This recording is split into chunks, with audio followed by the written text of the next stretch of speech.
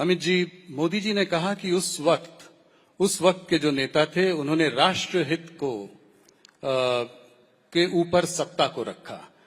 तो मैं ये जानना चाहता हूं आपसे कि मोदी जी किन लोगों के बारे में बात कर रहे हैं, कट्टरपंथियों का साथ किन नेताओं ने लिया और ऐसा क्यों किया? और पार्टीशन के लिए वो कहते हैं कि जो है मुसलमान नहीं चाहते थे कि पार्टीशन हो, गरीब मुसलमान नहीं चाहते थे ऐसा हो। नहीं, देखिए, ये तो सब जानते हैं कि जब मुस्लिम लीग चुनाव में खड़ा हुआ और दो राष्ट्र के सिद्धांत के आधार पर खड़ा हुआ, पार्टीशन के पहले जो अंतिम चुनाव हुए स्थानीय विधानसभाओं के, उसमें पाकिस्तान के हिस्से में भी मुस्लिम लीग का पराजय हुआ था। मुस्लिम जनता सच अर्थ में नहीं चाहती थी कि इस देश के टुकड़े हो, और ये बात मोदी जी ने ठीक ही कही है कि उस वक्त के कांग्रेस के नेता ही राष्ट्र के विभाजन के लिए जिम्मेदार हैं। उनकी तुष्टीकरण की नीति ही राष्ट्र के विभाजन के लिए जिम्मेदार है। और आज मैं आपके कार्यक्रम के माध्यम से मैं देश के युवाओं को विशेषकर कहना चाहता हूं, बाकी कुछ भी सहन करना, मगर तुष्टीकरण ऐसा जहरीला नासूर है जिसको देश से हमेशा के लिए युवा पीढ़ी ने उखाड़ कर फेंक देना चाहिए। जो तुष्टीकरण की राजनीति करते हैं वो देश हितों के साथ समाधान करते हैं, वो देश हित की नीतियों के साथ वोट बैंक के कारण कॉम्प्रोमाइज करते हैं और देश के अंदर ही एक नया देश बनाने का बीज बोने का काम करते हैं। मगर मोदी जी थोड़े चिंतित दिखते हैं। मैं भी कहना चाहता हूं युवाओं को कि समय बहुत निकल गया है। मोदी जी ने ही 10 साल में इस देश को जातिवाद, परिवारवाद और तुष्टीकरण से मुक्त कराकर विकास की राजनीति की ओर ले जाने का काम किया है। हमारी युवा पीढ़ी ने इसको आगे बढ़ाना हो। दल कोई भी तय करिए,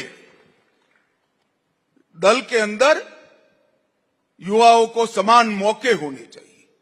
दल की नीतियां दल के हित में नहीं बननी चाहिए, देश के हित में बननी चाहिए।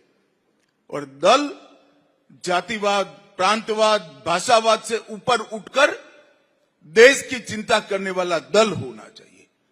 दल कोई भी चुनिए, वोट उसी को दीजिए जो दल जातिवाद, तुष्टीकरण और परिवारवाद से मुक्त हो। और यही हमारे देश के विकास का, हमारे देश के लोकतंत्र की रक्षा का सच्चा रास्ता है। कांग्रेस में उस जमाने में बहुत बड़े बड़े नेता हुए, आपने मेरे सवाल का जवाब नहीं दिया। किस नेता के बारे में बात हो रही थी? वो कौन से नेता थे जो ये कर रहे थे? नहीं, ऐसे सिंगल आउट करना तो बहुत तकलीफ होगी, मगर कांग्रेस ने बाद में प्रधानमंत्री नेहरू जी को बनाया था, तो इशारा उन्हीं की तरफ है। इशारे का सवाल नहीं है। प्रधानमंत्री तो अंततोगत वही बनता है जो फैसले करता है। हमारे सर्वोच्च नेता मोदी जी है तो मोदी जी प्रधानमंत्री बनेंगे। अब कांग्रेस ने उस वक्त नेहरू जी को बनाया था, परंतु मैं इतना सुनिश्चित रूप से कहता हूं, आज देश के युवाओं को खड़ा कर दीजिए, किसी को भी उठाकर मंच पर लाकर पूछ लीजिए, उस वक्त आप विभाजन लेते क्या? विभाजन किया नहीं गया है।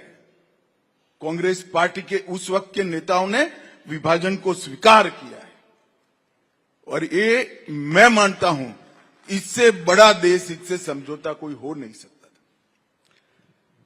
अमित जी, दूसरे सवाल की ओर चलते हैं। आप कहते हैं कि वक्फ बिल लाकर आप लोगों ने मुसलमानों पर अन्याय खत्म कर दिया, और मुसलमान समुदाय ये कहता है कि उससे बड़ा कोई अन्याय ही नहीं है। देखिए राहुल जी, आप पूरे समुदाय के नाम से इतना बड़ा लोडेड स्टेटमेंट मत करिए, आपको तकलीफ आएगा। मुसलमान समुदाय ऐसा नहीं चाहता है उनके साथ अन्याय है, कुछ गिने चुने नेता चाहते हैं। मैं आपको 2-4 सरल सवाल पूछता हूं जी। अभी का जो वक्फ का कानून है, इसके अंदर महिलाओं के लिए कोई कंपलसरी प्रावधान है क्या? आना चाहिए या नहीं आना चाहिए? इस देश की मुस्लिम महिलाओं को वक्फ बोर्ड और वक्फ काउंसिल में हिस्सा मिलना चाहिए या नहीं मिलना चाहिए? 80% मुस्लिम समाज पसमंदाओं का है, जो गरीब है, एक प्रकार से ओबीसी है, उनको वक्फ में प्रतिनिधित्व मिलना चाहिए या नहीं मिलना चाहिए? जी। सिया, आगा खानी, दाऊदी वोरा, मोहम्मदिया, अहमदिया, ये सारे मुसलमानों का कोई प्रतिनिधित्व नहीं है। वो भी मुसलमान है, क्यों नहीं मिलना चाहिए भाई? और कांग्रेस पार्टी तो माइनॉरिटी की बात करती है, तो माइनॉरिटी विद इन माइनॉरिटी को हम रखते हैं तो विरोध करते हैं। ये जो बिल आया है वो बिल मुस्लिम समाज के हरेक अंग का प्रतिनिधित्व करने वाला बिल है। दूसरा, आज मैं, आपने बहस देखी ही होगी, कांग्रेस के नेता कहते थे कि क्या गलत हुआ है। मैं आज देश की जनता को टीवी 18 के कार्यक्रम के माध्यम से बताना चाहता हूं कि आजादी से लेकर 2013 तक, आजादी से लेकर 2013 तक, इस्लाम जब से भारत में आया तब से जितनी वक्फ में भूमि वक्फ घोषित की गई वो 18 लाख एकड़ थी, जिसमें मुगलों के पहले से भी जो वक्फ हुए हैं वो सारे आ गए, क्योंकि दिल्ली में तो वक्फ सल्तनत काल में हो गया था। और 2013 का कानून आने के बाद 18 लाख एकड़ में 21 लाख एकड़ भूमि और बढ़ गई। तो यही बताता है कि 2013 के कानून में आपने ऐसी व्यवस्था करी जो न्यायपूर्ण नहीं थी। किसी की भी भूमि को आपने वक्फ घोषित कर दिया, चाहे भूमि हिंदू की थी, पूरे के पूरे गांव वक्फ घोषित हो गए जिसमें लोग रह रहे हैं। कहीं मंदिर, 1500 साल पुराने मंदिर वक्फ घोषित हो गए जहां पूजन अर्चन होता है। इस तरह से कैसे चल सकता है? और ये 2013 के पहले नहीं था। 2014 के चुनाव के एंड मौके पर कांग्रेस पार्टी ने अपनी वोट बैंक सुनिश्चित करने के लिए काम किया था।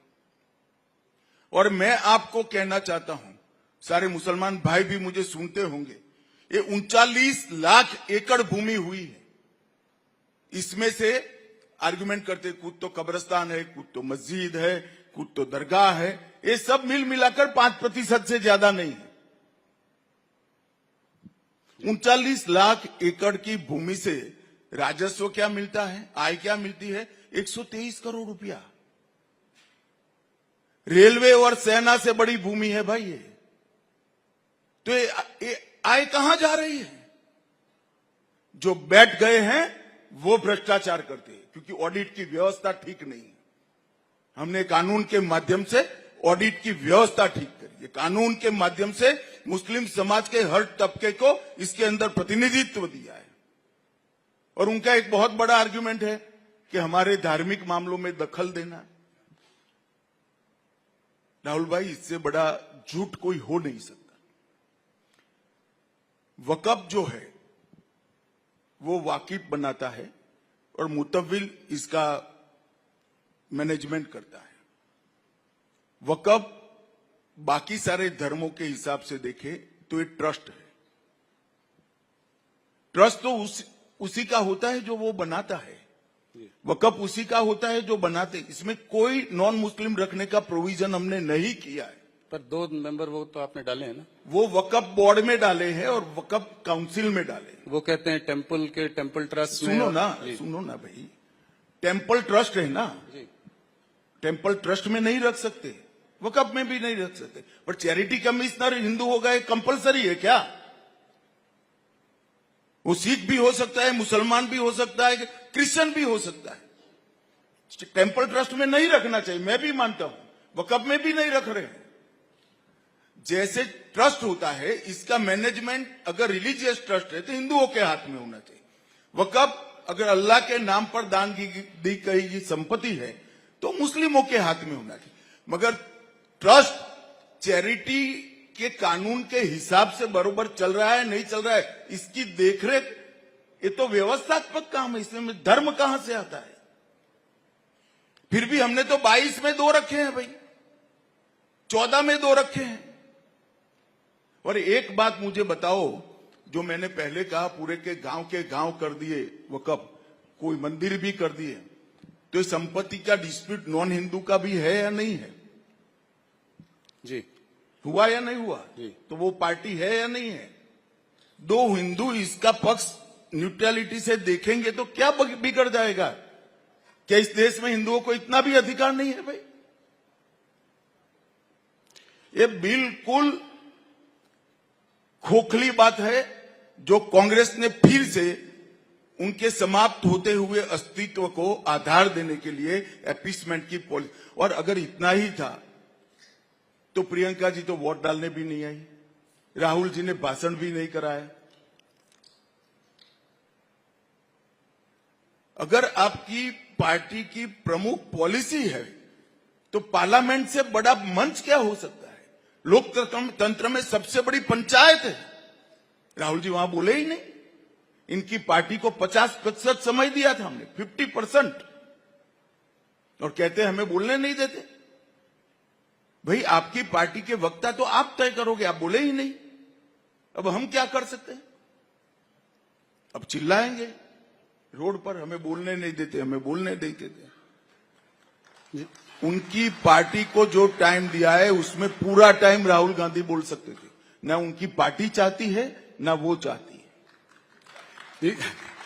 ये ऑपोजिशन पार्टीज ये भी कह रही है कि ये जो नैरेटिव आप बना रहे हैं, आप भी बहुत दमखम से बोले लोकसभा में, कल प्रधानमंत्री जी ने भी शानदार स्पीच दी यहाँ पे।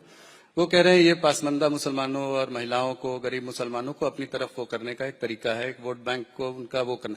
पर मेरा क्वेश्चन थोड़ा लार्जर है। क्या आपको लगता है कि मुसलमान भारतीय जनता पार्टी के संग कभी आएगा? क्या कोई ये ट्रस्ट बिल्ड हो पाएगा आने वाले समय में, जिससे कि आपको उधर से भी कुछ वोट मिलेंगे? देखो राहुल जी, हर काम वोट के लिए नहीं करते हैं। अगर हर काम वोट के लिए होता तो हमने इतने बड़े बड़े फैसले किए, वो न कर पाते। जी। कुछ काम देश के अंदर गलत पॉलिसियों को निकालने के लिए भी करने पड़ते हैं, और वो ही कर सकते हैं जो देश का सोचते हैं। और अगर ये लोग ऐसा सोचते हैं कि हमारा ऐसा करने का उद्देश्य है कि मुस्लिम बहनें हमें वोट दे दे, पसमंदा मुसलमान हमें वोट दे दे, सिया, बोहरा, आगा खानी, मोहम्मदिया, ये सारे हमें वोट दे दे, तो आप क्यों नाराज कर रहे हो भाई? आप भी ले लो, स्वीकार कर लो इसको। वो करने की खातिर आर्गुमेंट करते हैं। उनको भी मालूम है वोट का मामला नहीं है, व्यवस्थापन का मामला है। अमित जी, जब सीएए का बिल पारित हुआ था तब उस वक्त थोड़ा हिंसा का माहौल बना था देश में। कुछ आप लोगों को कोई इस बात की चिंता है कि इस बार भी बहुत कुछ हिंसा अच्छा हो सकता? किया आप सीए निकाल दिया। मैं चाहता था कोई पूछे, कोई पूछता नहीं था। आपने पूछ ही लिया, अच्छा हो गया। भाई पूरे देश के सामने ढिंढोरा पीटा राहुल गांधी एंड कंपनी ने कि सीएए से मुसलमानों की नागरिकता चली जाएगी। अब सीएए पूर्णतया लागू होने से 2 साल हो गए। मैं राहुल गांधी को सार्वजनिक चुनौती देता हूं, एक भी मुसलमान की अगर नागरिकता गई है तो हमें बताएं। पूरे देश को कांग्रेस पार्टी ने गुमराह किया, इनके इंडी अलायंस वालों ने गुमराह किया। मुसलमानों की नागरिकता चली जाएगी, नागरिकता चली जाएगी, नागरिकता चली जाएगी, और देश में हिंसा करे। यही जिम्मेदार है हिंसा के लिए। तो इस बार नहीं लगता आपको कि ऐसा कोई डर? कुछ तो समझे होंगे।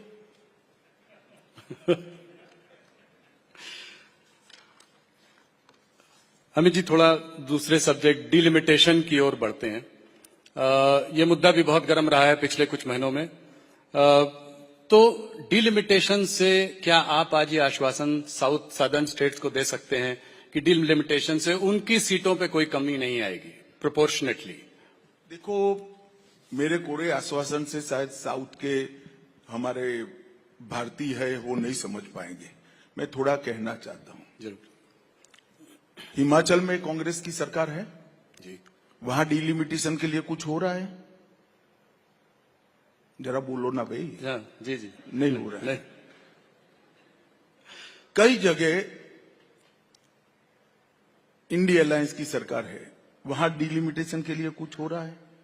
नहीं सिर्फ तमिलनाडु में क्यों हो रहा है? चुनाव आ रहा है। चुनाव है। अभी डिलिमिटेशन सरकार ने घोषित किया है क्या? जी नहीं नहीं।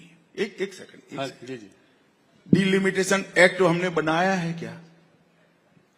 नहीं बना। जी नहीं डिलिमिटेशन कमीशन में किसी सुप्रीम कोर्ट के जज को अपॉइंट किया है क्या? नहीं किया है। तो आज है क्या?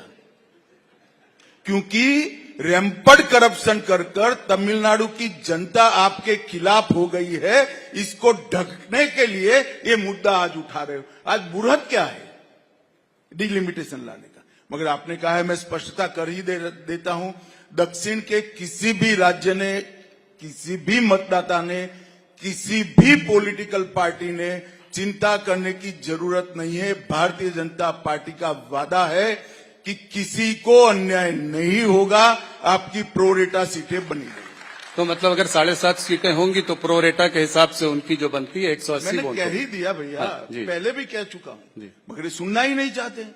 जी क्योंकि ये शोर शराबा बंद कर देते हैं तो उनको करप्शन का जवाब देना पड़ेगा, उनको परिवारवाद का जवाब देना पड़ेगा। चुनाव मुद्दे पर हो वो चाहते नहीं। तो जैसे 750 सीटें अगर हो गई तो उत्तर प्रदेश की सीटें भी बढ़ के 110 120 हो जाएंगी, तो ये बहुत बड़ा नंबर है। राहुल जी, जी। ऐसा है कि डिलिमिटेशन कमीशन का हर बार एक्ट बनाना पड़ता है। अभी तक की एक्ट का आयुष्य 25 तक था। अब नया एक्ट आएगा तो वो भी समझते हैं, हम भी समझते हैं, पार्लियामेंट में आएगा। छिप छिपा कर नहीं हो सकता। इसके पहले ऑल पार्टी कंसल्टेशन होगा, एक्ट आएगा, शायद समिति को भी जाएगा या डायरेक्ट भी होगा, तो चर्चा होगी ना। जी अभी कुछ आया ही नहीं है और आप हो हल्ला कर रहे हो क्योंकि आपको चुनाव में मुद्दा चाहिए। मैं ये कह रहा था कि अगर उत्तर प्रदेश में इतनी ज्यादा सीटें हों तो जैसे मायावती जी एक समय कहा करती थी कि उस प्रदेश का विभाजन होना चाहिए, 4 टुकड़ों में उसको बांटना चाहिए। देखिए, वो वोट बैंक के लिए कर रहे हो, आप टीआरपी के लिए कर रहे हो। अभी भैया आया ही नहीं है डिलिमिटेशन, काहे को डिलिमिटेशन करते हैं। डिलिमिटेशन अमित जी तभी हो सकता है जब नया सेंसस आए, तो ये कैसे होगा, कब होगा? और इसमें कास्ट सेंसस की जो बात चल रही है, जो ऑपोजिशन की भी डिमांड है, उस पर आपका क्या विचार है? गट डिलिमिटेशन भी 2001 के जनगणना के आधार पर हुआ था, ऐसा जरूरी नहीं है। परंतु डिलिमिटेशन जब भी करना पड़ेगा, किस प्रकार से करेंगे, किस जनगणना के आधार पर करेंगे और किस प्रकार से करेंगे, ये सारा एक कानून बनकर संसद में पारित होता है, तब जाकर डिलिमिटेशन की प्रक्रिया शुरू होती है। क्योंकि वो हमारे लोकतंत्र का मूल आधार है। जो लोकतंत्र को सत्ता तय करने का कॉलेजियम है, हमारी संसद है, हमारी विधायिका है, वो वहीं से चुनकर आती है। तो उनकी कॉन्स्टिट्यूएंसी का डिजाइन करना, इससे बड़ा महत्वपूर्ण कार्य लोकतंत्र में और कोई हो नहीं सकता। वो पार्लियामेंट के कानून से, और पार्लियामेंट के कानून को राष्ट्रपति महोदय के अनुमोदन के बाद ही होता है और उसमें कोई पार्टी इन्वॉल्व नहीं होती है। इसमें सुप्रीम कोर्ट के एक जज इसकी अध्यक्षता करते हैं। जी अमित जी, एक और बड़ा मुद्दा आप लोगों का रहा है वन नेशन वन पोल। काफी चर्चा भी हुई है, उसमें आपने काम बहुत किया है। ये कैसे कर पाएंगे आप? इसको पारित करने के लिए आपको 2/3 बहुमत की जरूरत है, तो और कौन सी पार्टियां जुड़ सकती हैं आपसे? इस मुद्दे को कैसे, इस कार्यकाल में इसमें हम कुछ देखेंगे क्या? देखिए भाई, आप तो ऐसा सवाल कर रहे हो, गांधी जी ने देश को आजाद करने की मांग की तो वो कोई पूछ लेगा उनको, कैसे करोगे भाई, अंग्रेजों का राज है। ऐसा है भाई, हम हमारा मुद्दा लेकर जनता के सामने गए हैं, हम जनता के बीच में कार्यक्रम कर कर भी जा रहे हैं। 2-3 साल होते होते माहौल ऐसा होगा कि कोई party one nation one election का विरोध नहीं कर पाएगी, क्योंकि ये देश के भले में है। कोई मुझे बताए कि बार बार चुनाव कर कर, खर्च कर कर हम क्या करना चाहते हैं इस देश में। एक साथ चुनाव क्यों नहीं होना चाहिए? कारण क्या है? ये कहते हैं संविधान सम्मत नहीं, कोई आर्ग्यूमेंट नहीं करता, एक वाक्य लिख कर दे दिया है, बोले रखते हैं संविधान सम्मत नहीं। कैसे संविधान सम्मत नहीं? और नहीं है तो आपने 3 चुनाव कैसे कराए? जी। कांग्रेस पार्टी ने जब तक सरकारें तोड़ने की शुरुआत नहीं करी, उनकी सरकारें आती थी, तब तक तो सभी चुनाव एक साथ करे, और 2-3 राज्य 4 राज्य नए बन गए, इसके चुनाव आगे पीछे हो गए। तो वो एक साथ करने के लिए असेंबलियां डिसॉल्व कर दी कांग्रेस ने। वही कांग्रेस पार्टी ये कह रही है कि लोकतंत्र के विरोधी है। 7 राज्यों के असेंबलियां डिसॉल्व कर 1 नेशन 1 इलेक्शन कराया था, और आज वही विरोध कर रहे हैं। जनता वो मानते हैं ऐसे नहीं सोचती है, जनता के अपने के सोचने के तरीके। कुछ नेता ऐसा मानते हैं कि मैंने कह दिया तो बस जनता मान गई, और फिर परिणाम आते हैं तो कहते हैं कि भाई ईवीएम में गड़बड़ हो गया। एक्चुअल में भैया आप जो बोलते हो वो जनता मानती नहीं है। अभी तो कह रहे हैं महाराष्ट्र का इलेक्शन भी जो है उसको भी चोरी कर लिया आप लोगों ने। अगर हम जीत जाते तो क्या, वो जीत जाते तो क्या कहते? हम तो वो है 10 साल, हमारे 10 साल में इनकी तेलंगाना सरकार बनी, चेन्नई में सरकार बनी, बंगाल में बनी, हिमाचल में बनी, वो कैसे बनी फिर? तो कांग्रेस की बात हो रही है तो एक सवाल यहां पे आपसे पूछना चाहूंगा। ये एआईसीसी का सेशन चल रहा है, उसमें जो खबरें हम पढ़ रहे हैं, देख रहे हैं, जो वहां से निकल के आ रही है, तो उसमें लीडर्स का मानना है 2 तरीके के थॉट्स हैं। एक तो ये है कि मोदी को गाली दो, मोदी के खिलाफ भाषण देते रहो, मोदी के पीछे पड़े रहो, और दूसरा कुछ नेता ये मानते हैं कि आप अपनी ऑल्टरनेट सोच, अपना विजन भी सामने लोगों के रखें। आप क्या कहना चाहेंगे इस पर राहुल? देखिए, इसका मतलब है कुछ तो समझ वाले लोग अभी भी वहां बचे हैं क्योंकि इतने सालों का अनुभव है, 2001 से लेकर 2025 तक का, जितनी बार मोदी जी को गाली दी, इनकी माता जी ने भी दे दी, इन्होंने भी दे दी, जितनी बार गाली दी मोदी जी और मजबूत होकर बाहर आए हैं। उनको मालूम नहीं हमारे दल का चुनाव चिन्ह कमल है, जो कीचड़ में ही खिलता है, ज्यादा खिलता है। तो हम तो गालियों के कीचड़ में ही खिलकर बाहर आते हैं, वो उनको मालूम नहीं। अमित जी, आपको काफी दिनों बाद इस बार इंटरव्यू कर रहा हूं। 2024 के चुनाव के समय आपसे बात हुई थी, एक सवाल उस पर भी। 2024 में आप लोगों को उम्मीद थी, नारा था अब की बार 400 पार, सीटें आई भारतीय जनता पार्टी की 240। कहां गड़बड़ हो गई, कहां रणनीति में कमी रह गई? देखिए राहुल जी, हम भी मानते हैं कि हमारी सीटें कम हुई, वो तो आंकड़ा है जी। मगर ये जो कह रहे हैं कि भाई ये तो ये कह रहे थे ये आए, ये कह रहे थे ये आए, मुझे बताओ, कोई खिलाड़ी मैच खेलने जाएगा, सामने टीम कैसी भी हो, पिच कैसी भी हो, वो क्या कहेगा? नहीं हम आज हार जाएंगे, ऐसा कहेगा क्या? अरे भाई हमारा 300 था तो हमने 400 कहा, इसमें क्या बुराई की है भाई? हम तो सोचते ही हम बढ़ोतरी करेंगे और करेंगे। अभी भी मैं कहता हूं हम तमिलनाडु जीतेंगे, बिहार भी जीतेंगे और इनका सुपड़ा साफ हो जाएगा। नहीं, 2024 की उसके बाद आपने 3 शानदार विजय भी वो की हैं, दर्ज की हैं। आप हरियाणा में जीते बहुत अच्छी तरीके से। महाराष्ट्र में तो मुझको फडणवीस जी ने कहा कि वो सोच भी नहीं रहे थे कि इतनी सीटें आएंगी, और उससे कहीं ज्यादा सीटें आई। तो दिल्ली में आपने जो है केजरीवाल जी की सरकार को परास्त किया। तो ये कैसे हुआ? ये आप लोग बाउंस बैक कैसे करें? देखिए, जनता ने चुनाव में कुछ झूठा प्रचार किया गया, कुछ भ्रामक बातें फैलाई गई, इसका कुछ तो असर हुआ, कुछ वोट कम मिले। जब परिणाम आया तो सबके मन में एक प्रकार की रंजिश थी कि हमने मोदी जी के साथ ये ठीक नहीं किया, और इसके कारण ही भारतीय जनता पार्टी का समर्थन भी बढ़ा है और बड़े जोर के साथ मोदी के काम पर थप्पा लगाने का काम ये 3 राज्यों में। थोड़ा सा आप हिंदी के पक्ष में बहुत बातें करते हैं, तो थोड़ा एक लैंग्वेज मुद्दे पर भी बात कर लेते हैं। ये भी साउथ से जुड़ा हुआ है। पहले मैं थोड़ी स्पष्टता कर दूं, मैं हिंदी भाषी नहीं हूं, मैं गुजराती हूं। मैं हिंदी के पक्ष में बात करता हूं, ये विपक्ष का प्रचार है। मैं भारतीय भाषाओं की बात जरूर करता हूं, और मैं मानता हूं कि इस देश को अपनी संस्कृति, अपने संस्कार और अपने इतिहास के साथ जुड़ना है, तो देश की हर एक भाषा को जिंदा रखना पड़ेगा। और ये मेरा अकेले का नहीं, देश का हर नागरिक का दायित्व है। क्योंकि व्यक्ति अपनी मां की भाषा में ही सोच सकता है, अपनी मां की भाषा में ही व्यक्ति विश्लेषण कर सकता है, मतलब एनालिसिस करता है, तर्क कर सकता है, मतलब लॉजिक इसका डेवलप होता है। इसके आधार पर वो निर्णय लेता है और इसके आधार पर इंप्लीमेंटेशन की वो योजना बनाता है। ये पूरी प्रक्रिया मां की भाषा में ही होती है। मगर अब कुछ लोगों की भाषा यहां की नहीं है मां की, तो मैं क्या कर सकता हूं भाई। मैं तो भारत में जन्मा हूं, तो भारत की भाषाओं की बात करता हूं। ये सब निरर्थक हो अल्लाह करते हैं। मैं आपको बताता हूं कि हमारे आने से पहले, मेरा स्पष्ट मानना है, हमारे आने से पहले कांग्रेस पार्टी ने इतने सालों तक हिंदी और अंग्रेजी को सभी भाषाओं के बच्चों पर थोपा था। यूपीएससी की परीक्षा जो आईएएस आईपीएस की थी, वो अन्य भाषा में नहीं आती। 2015 में नरेंद्र मोदी ने निर्णय किया कि आप तमिल में भी पेपर दे सकते हो, गुजराती में भी दे सकते हो, मराठी में भी दे सकते हो, मलयाली में भी दे सकते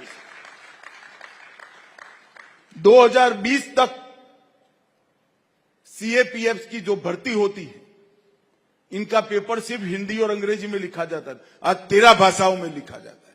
हमने तो तमिल की एंट्री की है, गुजराती की एंट्री की है, मराठी बंगाली की एंट्री भारतीय जनता पार्टी ने की। आपने अंग्रेजी पर छोड़ दिया था। इनके समय के अंदर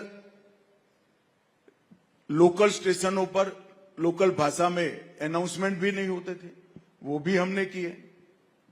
इनके समय में मेडिकल और इंजीनियरिंग कंपलसरी अंग्रेजी में ही पढ़नी पड़ती थी, हमने उसको स्थानीय भाषा में एंट्री करा दी। और आज मध्य प्रदेश में हो चुका है, उत्तर प्रदेश आगे बढ़ चुका है, राजस्थान आगे बढ़ चुका है। पूरे के पूरे मेडिकल के कोर्स हिंदी में अनुवादित हो गए। 13 भाषा में इंजीनियरिंग पढ़ाने की व्यवस्था 2026 के पहले हम कर देंगे। तो डीएमके का ये कहना हिंदी, हिंदू, हिंदुस्तान, ये गलत है कि आप लोग? नहीं भाई, मैं देखो, अभी मोदी जी गए थे, उन्होंने बहुत अच्छे तरीके से कहा कि एक भी डीएमके नेता का सिग्नेचर तमिल में हो तो बताओ मुझे। अंग्रेजी में करते हैं। हमारे राज्यों ने तो अपनी भाषा में मेडिकल इंजीनियरिंग के कोर्स का अनुवाद कर दिया है, वो तमिल में शुरू भी नहीं करते हैं जी, और वो तमिल की बात कर रहे हैं। एक गर्म मुद्दा जो कि सिर्फ भारत का ही मुद्दा नहीं है, पूरे विश्व भर का मुद्दा है, वो है टैरिफ का मुद्दा। तो ये जो टैरिफ वॉर चल रहा है इस वक्त, उसका भारत पर क्या असर होगा, आप ये जरा सा समझाएं। देखिए, असर का आकलन करने के लिए बहुत जल्दबाजी होगी। सिर्फ अकेले भारत पर टैरिफ नहीं डाला गया है, ढेर सारे देशों पर डाला गया है। हमारे कितने ऑप्शन खुलेंगे, अमेरिका में भी हमसे ज्यादा हमारे स्पर्धक है, वो देशों पर टैरिफ डाला गया है। तो इसका असर क्या होगा? हो सकता है कि हमारा सामान ज्यादा भी जा सकता है, कई सारे देशों में हमारे सामान जाने की व्यवस्था भी होगी।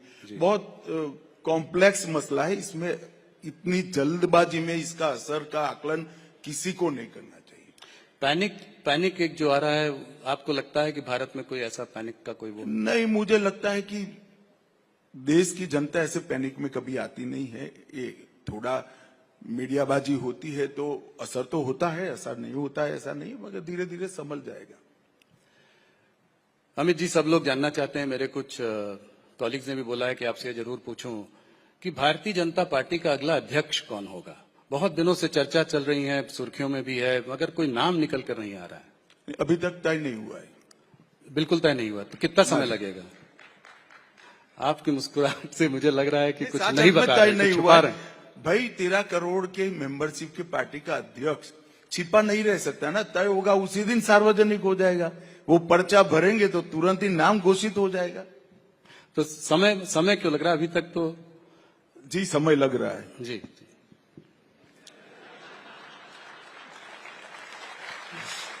मुझे याद है एक बार मैंने इनसे ज्यादा सवाल पूछा था कि कितने टिकट बटेंगे, किसको क्या मिलेगा। कहता है जब होगा तो आपको भी बुला लेंगे तो आपको पता चल जाएगा। अमित जी, दिल्ली हाईकोर्ट के एक जज के घर में आग लग गई, आउट हाउस में आग लग गई, तो उसमें भारी मात्रा में कैश करेंसी बरामद हुई। तो मेरा सवाल यह है कि इस तरह का एक चित्र देश के सामने आया है, तो क्या आप संतुष्ट हैं कि इसके पीछे क्या कार्यवाही चल रही है, क्या होना चाहिए, कैसे लोगों को विश्वास दिलाया जाए कि सब देखिए, ठीक है? परंपराओं से जो परंपरा अब तक बनी है वो ये है कि जुडिशरी की जांच में इनिशिएटिव, अगर हाईकोर्ट जज के लिए कोई मसला खड़ा होता है तो सुप्रीम कोर्ट के सर्वोच्च न्यायाधीश ने लेना होता है। उन्होंने एक कमेटी बनाई है। हमें ये न्यायिक प्रक्रिया पर, सुप्रीम कोर्ट की प्रक्रिया पर भरोसा रखना चाहिए। इसकी रिपोर्ट आएगी तो काफी सारी चीजें स्पष्ट हो जाएगी। मगर मैं इतना कहना चाहता हूं, उन्होंने कमेटी बनाने के निर्णय करने में कोई तक देरी नहीं की है और मैं आशा करता हूं कि जल्दी, क्योंकि पूरी जनता भी इसको बड़ा गंभीरता से देख रही है, तो जल्दी ही ये कमेटी की रिपोर्ट और उसके बाद ऐसा भविष्य में न हो, इसके लिए क्या कदम उठाए जाए वो सुप्रीम कोर्ट की ओर से सार्वजनिक होगा। हम भी राह देख रहे हैं, आप भी राह देखो। एक जुड़ा हुआ सवाल जुडिशरी पर, हायर जुडिशरी के जो अपॉइंटमेंट प्रोसेस का एक सवाल काफी मुद्दा चल रहा है। एनजेसी की भी बात हो रही थी, सुप्रीम कोर्ट ने उसको अनकॉन्स्टिट्यूशनल बताया। इस पर आपका व्यक्तिगत क्या मत है? देखिए, मेरा व्यक्तिगत कोई मत नहीं हो सकता क्योंकि मैं एक पार्टी से बंधा हुआ व्यक्ति हूं। मेरा कोई व्यक्तिगत मत नहीं होता है। मेरा मत व्यक्तिगत मैं पार्टी में रख सकता हूं। पार्टी एक निर्णय पर पहुंचती है, फिर पार्टी का मत मेरा मत होता है। इसी तरह से सरकार में भी मेरा कोई व्यक्तिगत मत नहीं होता है। व्यक्तिगत मत जब प्रधानमंत्री जी चर्चा करते हो तब मुझे रखना होता है या तो कैबिनेट में रखना होता है। इसके बाहर तो कैबिनेट का जो डिसीजन होता है वही हमारा डिसीजन होता है। परंतु मैं मानता हूं कि इस पर एक नए सिरे से एक बहस ये घटना के कारण खड़ी हुई है। जनता में काफी उत्सुकता भी है। हम राह देखते हैं कमेटी क्या करती है। उससे काफी आप कह रहे हैं उसके बाद बहस होनी चाहिए? नहीं, बहस तो अभी कर ही रहे हो आप। बहस में तो कौन किसको रोक सकता है, परंतु कमेटी क्या रिपोर्ट देती है इसके आधार पर सारी चीजें स्पष्ट होगी। जम्मू और कश्मीर की ओर चलते हैं। कल आप वहां पर थे भी। राज्य का दर्जा कब तक मिलेगा, क्या आपको लगता है, और नई सरकार का कैसे आप आंकलन करते हैं? देखिए, भारतीय जनता पार्टी एक अखिल भारतीय पार्टी है। हमने भारत में दो नेताओं के नेतृत्व में सरकार बनाई। एक अटल जी के नेतृत्व में बनाई और एक लंबे समय के लिए लगातार तीसरी बार मोदी जी के नेतृत्व में बनाई। भारतीय जनता पार्टी ने कभी भी केंद्र में सत्ता रहते वक्त राज्य सरकार किसकी है वो नहीं सोचा है। ना हम कश्मीर के लिए सोच रहे हैं। कल ही मैं रिव्यू करने के लिए गया था। उमर साहब मेरे साथ ही बैठे थे, भोजन भी किया, बड़े अच्छे से इनकी फोटो भी आई है। जी जी। और हम सभी राज्य सरकारों के साथ जिस तरह का हमारा व्यवहार होता है इसी का है।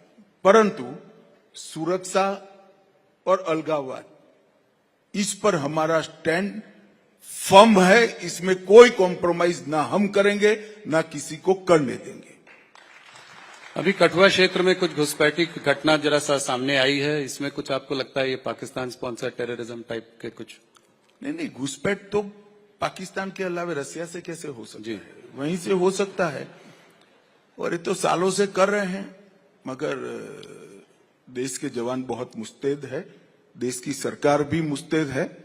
हम यहाँ पर कोई कांड नहीं करने देंगे और करेंगे तो दंडित भी करेंगे उनको।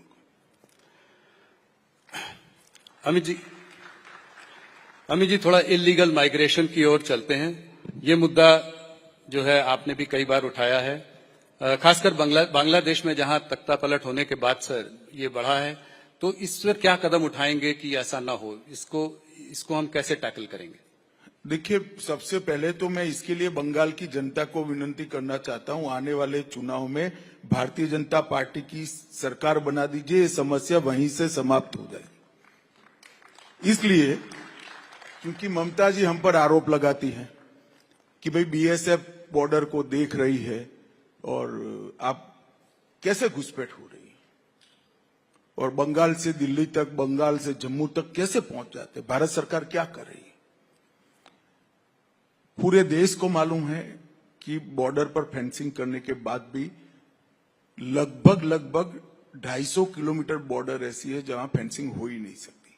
नाले हैं, बड़ी बड़ी नदियां हैं जी, विकट भौगोलिक परिस्थिति है, और 400 किलोमीटर बॉर्डर ऐसी है जहां पर बंगाल सरकार हमें फेंसिंग करने के लिए भूमि नहीं दे रही।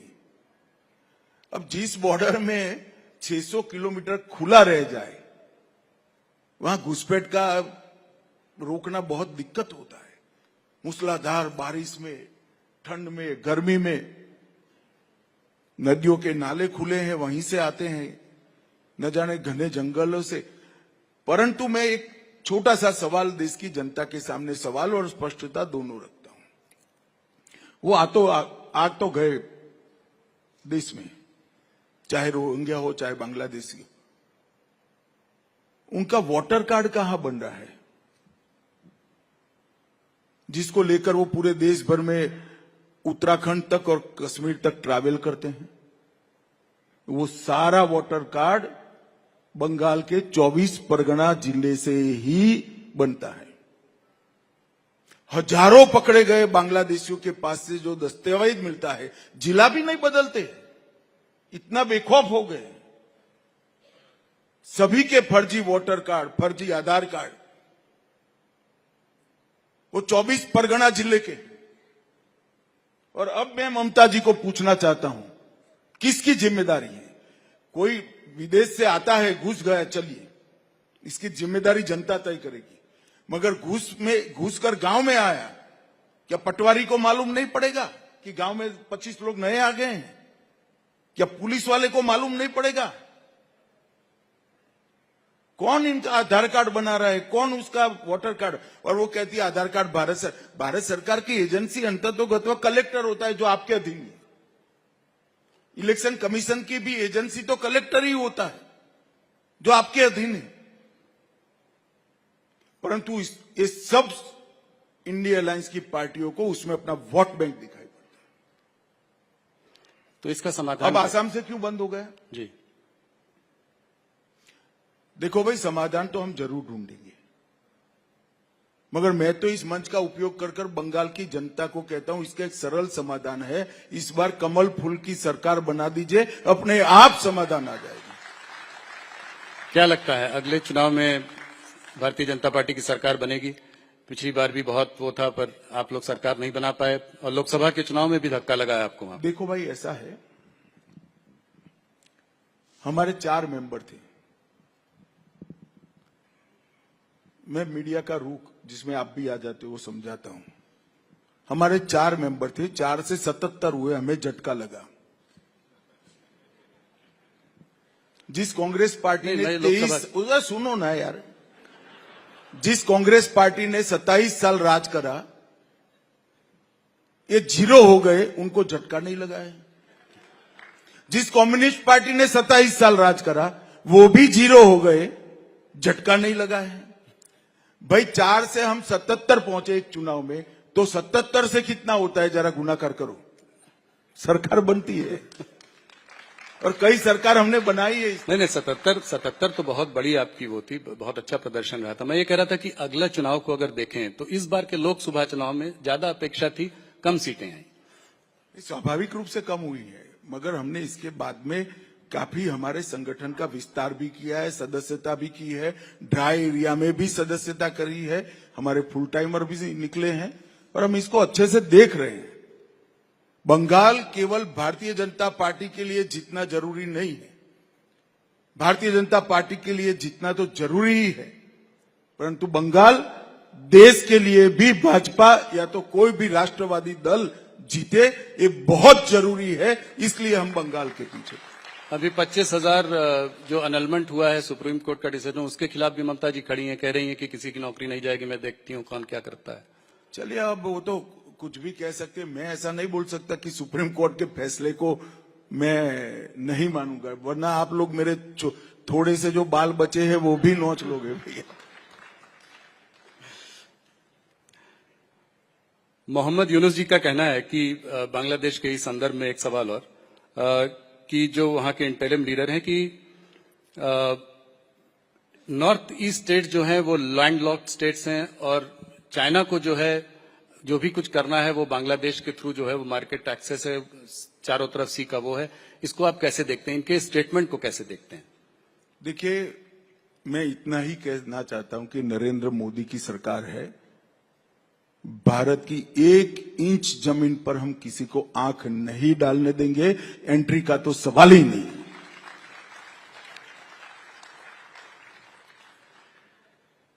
आपने हरदम, मैंने आपसे ये सवाल 2-3 बार पूछा है, फिर से पूछता हूं क्योंकि नया कार्यकाल है, इस तीसरे कार्यकाल में पाकिस्तान ऑक्यूपाइड कश्मीर पीओके के बारे में, इस पर क्या इस थर्ड उस पे? देखिए, भारत का स्टैंड बड़ा रुख है, स्पष्ट है और सालों से है कि पाक ऑक्यूपाई कश्मीर हमारा है। और जहां तक कब आएगा इसका सवाल है, तो इतना तो तुम भी समझते हो राहुल, मैं सार्वजनिक मंच पर इसकी तिथि न बता सकता हूं, ना योजना बना सकता। मगर हर भारत सरकार का दायित्व है कि पाक ऑक्यूपाई कश्मीर हमारा है। वो हमारा सिर्फ क्लेम नहीं है, हमारी बिलीफ है और ऐतिहासिक डॉक्यूमेंट भी है और हमारा लीगल केस भी मजबूत है। पाकिस्तान कहता है कि जो बलूचिस्तान में अटैक हो रहे हैं उसके पीछे इंडिया का हाथ है, इसको कैसे आप देखते हैं? चलिए, अब उनसे समझ नहीं पड़ता, वो तो कुछ न कुछ कहेंगे, वहां की जनता को क्या करेंगे। मगर अब उनकी समस्या है, उनको निपटना चाहिए। पर क्या इंडिया सपोर्ट करता है बलूच लोगों के लिए इंडिपेंडेंट स्टेट? हमारी देखिए, इंडिया के सपोर्ट का सवाल ही नहीं होता। उनके यहां जिस प्रकार से शासन चल रहा है, इसके कारण कुछ प्रांतों में असंतोष है, इसको हम रिपेयर नहीं कर सकते। नेपाल में जो है, नेपाल में इस वक्त हिंदू राष्ट्र की जो है एक मांग है, इस मांग को आप कैसे देखते हैं? अब वहां पर भी डेमोक्रेसी है, सब लोग अपनी अपनी मांगे करते हैं।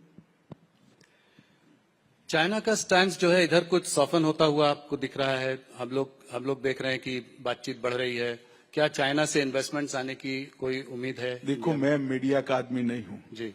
एक स्टेटमेंट से देशों के रुख तय नहीं होते हैं। बहुत सारे हमारे मुद्दे हैं, सकारात्मक समाधान निकलता है तो अच्छी बात है। तहव्वुर राणा का जो है एक्स्ट्राडिशन जो है हो रहा है, वो कुछ दिनों में यहाँ आ जाएंगे। क्या डेविड हेडली के लिए भी हम ये वो करेंगे? कुछ उम्मीद है कि वो भी? देखिए, मोदी सरकार का प्रयास है कि जिन लोगों ने भी भारत की जमीन, भारत का सम्मान और भारत के नागरिकों के साथ दुर्व्यवहार भी किया है, वो हमारे कानून के जद में लाना चाहिए। और मैं मानता हूं तब राणा की यहां वापिस आना, ये मोदी सरकार की कूटनीति का बहुत बड़ी सफलता है। जी। तो क्योंकि जिनके समय में जब बम धमाके हुए वो तो ला नहीं पाए, मगर आज वो वापिस आएगा, हमारी अदालत के सामने पेश होगा, हमारे संविधान के तहत उसको सजा होगी। ये देश के लिए बहुत बड़ी उपलब्धि है। अमित जी, आपने नक्सलिज्म पे बड़ा बयान दिया है, इसका रोड मैप क्या है, कैसे खत्म होगा पूरा? आपने एक टाइम फ्रेम भी दिया है, थोड़ा सा अगर हमारे दर्शकों को बताएं। देखिए, नक्सलिज्म अब 120 जिलों के आसपास था, घटते घटते घटते अब 12 जिलों तक सिमट कर रह गया है। एक जमाने में स्वप्न देखते थे पशुपति टू तिरुपति का, वो सपना उनका चूर चूर हो गया है। बिहार मुक्त हो गया, झारखंड मुक्त हो गया, महाराष्ट्र ऑलमोस्ट मुक्त हो गया, कुछ तहसील बच गई है, मध्य प्रदेश ऑलमोस्ट मुक्त हो गया, कुछ तहसील बची है, तेलंगाना मुक्त हो गया, आंध्र प्रदेश मुक्त हो गया, उड़ीसा मुक्त हो गया, केरल मुक्त हो गया है, कर्नाटक मुक्त हो गया है। अब कुछ जिले और कुछ तहसीलें बची है, और ये थोड़ा लेट भी इसलिए हुआ है कि बीच में 5 साल कांग्रेस पार्टी की सरकार आ गई। मैं जब कहता हूं तब कांग्रेस पार्टी वाले मुझ पर बड़ा आरोप लगाते हैं कि आप नक्सल के खिलाफ की लड़ाई में पक्षापक्षी करते हैं, मगर मैं आंकड़ा देना चाहता हूं जी। 24 में हमारी सरकार बनी छत्तीसगढ़ में, 24 से अब तक 25 में टोटल 436 नक्सली मारे गए, 1364 गिरफ्तार किए गए और 1400 सरेंडर हुए।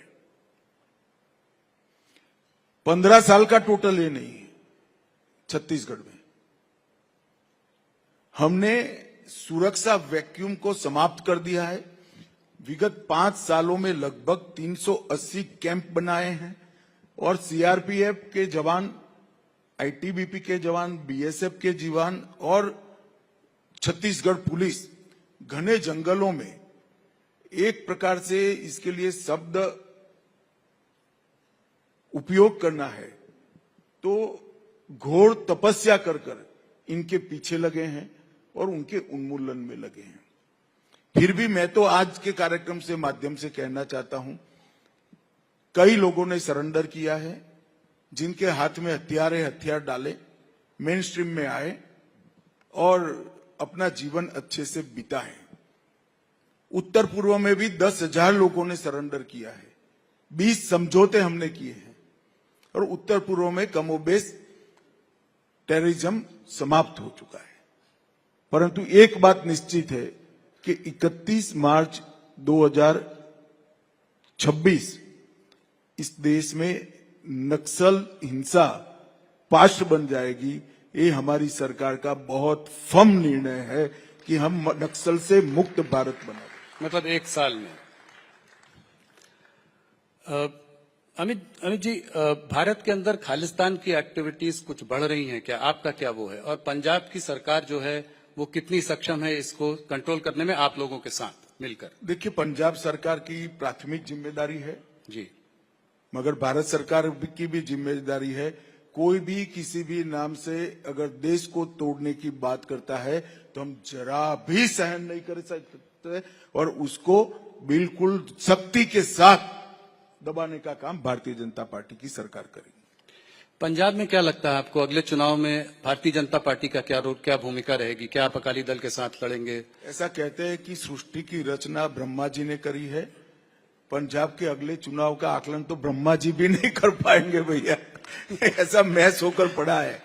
मगर मुझे आशा है कि चुनाव आते आते पंजाब की जनता एक अच्छे निर्णय की तरफ पहुंचेगी और एक पूर्ण बहुमत की सरकार कोई न कोई जरूर बनाएगी। मणिपुर में आप जो है दोनों कम्युनिटीज के बीच बातचीत का माहौल एक बना रहे हैं, कब तक प्रेसिडेंट रूल रहेगा? कैसे, कब? देखिए, प्रेसिडेंट रूल पूर्णतया नहीं लगाया गया। अभी हमने असेंबली को सुषुप्त अवस्था में रखा है जी। तो हमारा तो प्रयास है कि जल्दी से दोनों समुदायों के बीच में बातचीत हो और शांति स्थापित हो। कुछ सफलता मिली भी है, घटनाएं तो बंदी हुई है मगर बातचीत में भी कुछ सफलता मिली है। परंतु मुझे लगता है कि 2-3 दौर की बाढ़ और होगी। जो सबसे पास चुनाव है वो है बिहार का चुनाव। तो क्या बिहार में क्या लगता है आपको, क्या एनडीए अब तक के सबसे बड़े बहुमत के साथ बिहार में सरकार बनाएगा, इसमें कोई दो राय नहीं। और जो सीट शेयरिंग होगी वो क्या जैसे पिछली बार थी उसी प्रोपोर्शन में रहेगी? प्रदेश में हमारी पार्टी और हमारे साथी दल बैठकर तय पर क्या नीतीश जी के चेहरा होंगे चुनाव का? बाकी मुख्यमंत्री तो नीतीश जी मुख्यमंत्री है ही, सवाल ही कहाँ है कोई। तो वही मुख्यमंत्री बनेंगे अगर आप जीतेंगे? अरे भाई, अभी नीतीश जी के नेतृत्व में ही हम चुनाव लड़ रहे।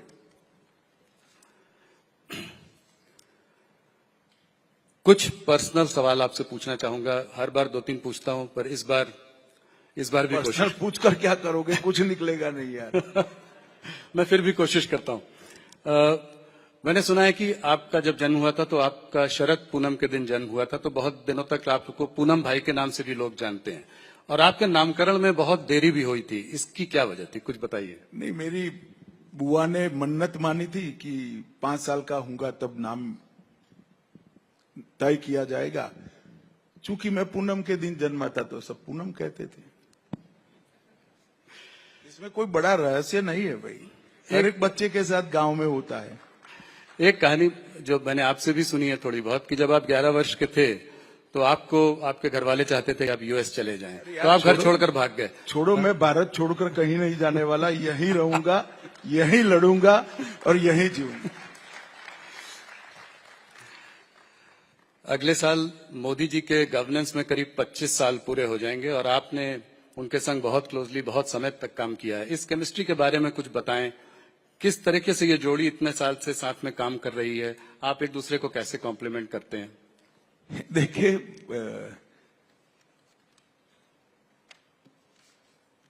कोई भी दो कार्यकर्ता एक साथ काम करते, एक नेता और कार्यकर्ता एक साथ काम करता है, तो इतने लंबे समय तक काम करते करते एक दूसरे की काम की पद्धति भी समझ में आ जाती है, एक दूसरे का सोचने का ढंग भी समझ में आ जाता है और एक दूसरे का स्वभाव भी समझ में आ जाता है।